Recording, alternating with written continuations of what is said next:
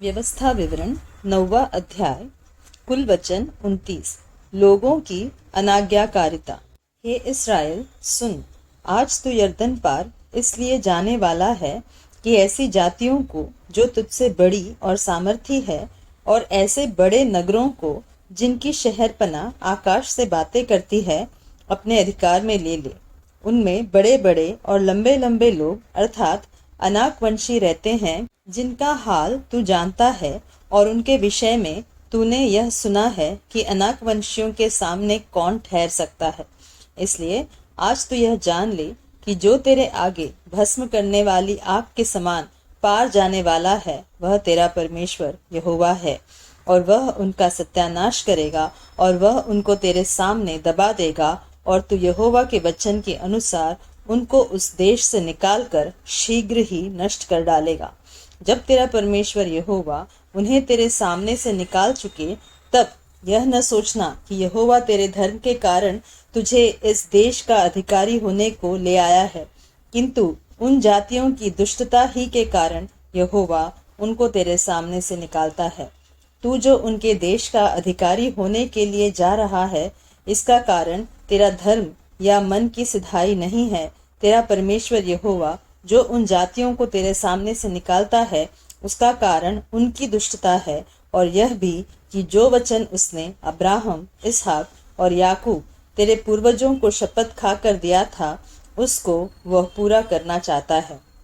इसलिए यह जान ले कि तेरा परमेश्वर यहोवा जो तुझे वह अच्छा देश देता है कि तू उसका अधिकारी हो, उसे वह तेरे धर्म के कारण नहीं दे रहा है, क्योंकि तू तो एक हठीली जाति है। इस बात का स्मरण रख और कभी भी न भूलना कि जंगल में तूने किस किस रीति से अपने परमेश्वर यहोवा को क्रोधित किया, और जिस दिन से तू मिस्र देश से निकला है, जब तक तुम इस स्थान पर न पहुंचे तब तक तुम यहोवा से बलवा ही बलवा करते आए हो। फिर होरेब के पास भी तुमने यहोवा को क्रोधित किया, और वह क्रोधित होकर तुम्हें नष्ट करना चाहता था। जब मैं उस वाचा के पत्थर की पटियाओं को जो यहोवा ने तुमसे बांधी थी लेने के लिए पर्वत के ऊपर चढ़ गया, तब 40 दिन और 40 रात पर्वत ही के ऊपर रहा, और मैंने न तो रोटी खाई न पानी पिया। और यहोवा ने मुझे अपने ही हाथ की लिखी हुई पत्थर की दोनों पटियाओं को सौंप दिया, और वे ही वचन जिन्हें यहोवा ने पर्वत के ऊपर आग के मध्य में से सभा के दिन तुमसे कहे थे, वे सब उन पर लिखे हुए थे। और 40 दिन और 40 रात के बीत जाने पर यहोवा ने पत्थर की वे 2 वाचा की पटियाएं मुझे दे दी, और यहोवा ने मुझसे कहा, उठ यहाँ से झटपट नीचे जा, क्योंकि तेरी प्रजा के लोग जिनको तू मिस्र से निकाल कर ले आया है वे बिगड़ गए हैं। जिस मार्ग पर चलने की आज्ञा मैंने उन्हें दी थी उसको उन्होंने झटपट छोड़ दिया है, अर्थात उन्होंने तुरंत अपने लिए एक मूर्ति ढाल कर बना ली है।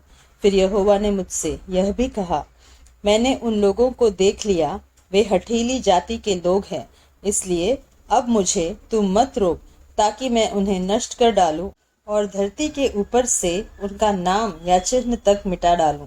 और मैं उनसे बढ़कर एक बड़ी और सामर्थी जाति तुझसे उत्पन्न करूंगा।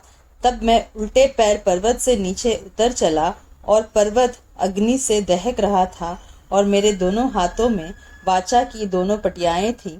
और मैंने देखा कि तुमने अपने परमेश्वर यहोवा के विरुद्ध महापाप किया और अपने लिए एक बछड़ा ढाल कर बना लिया है, और तुरंत उस मार्ग से जिस पर चलने की आज्ञा यहोवा ने तुमको दी थी उसको तुमने तज दिया। तब मैंने उन दोनों पटियाओं को अपने दोनों हाथों से लेकर फेंक दिया, और तुम्हारी आंखों के सामने उनको तोड़ डाला। तब तुम्हारे उस महापाप के कारण जिसे करके तुमने यहोवा की दृष्टि में बुराई की और उसे रिस दिलाई थी, मैं यहोवा के सामने मुंह के बल गिर पड़ा, और पहले के समान अर्थात 40 दिन और 40 रात तक न रोटी खाई और न पानी पिया। मैं तो यहोवा के उस कोप और जल जलाहट से डर रहा था, क्योंकि वह तुमसे अप्रसन्न होकर तुम्हारा सत्यानाश करने को था।